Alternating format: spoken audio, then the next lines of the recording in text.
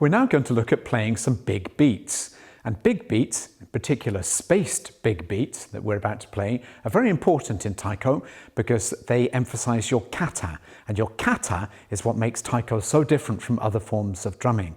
Kata, your body language, the way you stand and the way you move. It's all about the ergonomics of it. So standing in a good way and playing in a good way too, and looking good while you play.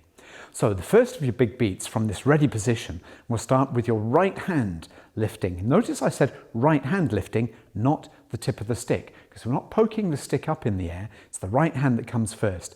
And it's like you're dragging the stick out of a pot of treacle, dragging it up in front of you to this position here.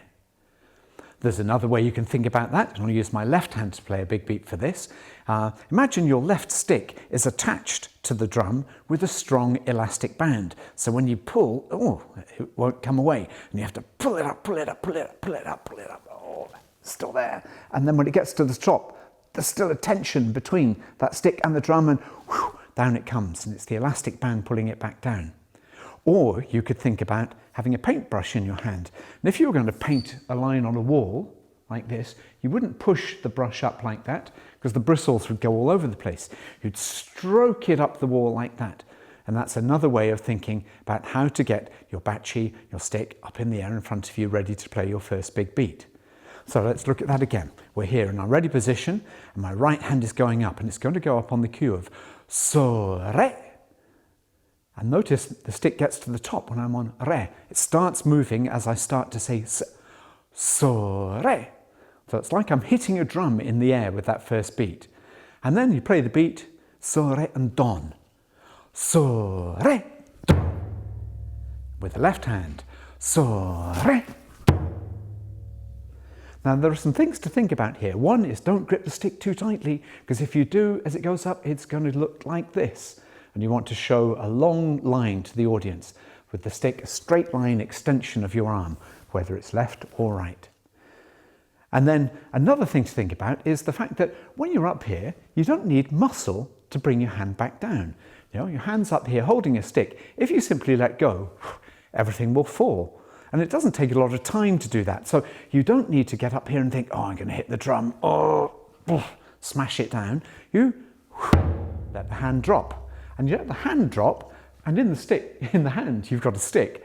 And as it comes down here, the drum gets in the way of the stick, and that's what makes the sound. So think about that. Hand dropping, elbows dropping first actually, down like this, and you get the perfect sound. If you tense up and use muscle, it's going to look bad, and it won't sound as good either. So it's actually getting up here that's the most important. So you could think about having a ball in your hand and throwing the ball up. It's that kind of motion. And notice I'm pushing from my feet a bit as well as I go. My whole body is involved in that motion. You could try holding the stick very loosely and just letting it go at the end. And you get that swinging motion as the hand goes up. And then, no muscles, down it comes. There's another check to do, and I'll do this without sticks in my hand. When your hand is up here and your other hand goes up, your palms should be facing each other. So check that you're not holding your sticks like this, with the knuckles coming round, but hand up, both together, so that you could clap. I demonstrate that with my bachi. There's hand up, and there's the palm, hand up, there's the palm, the fingers waving. I could clap like that, down they come.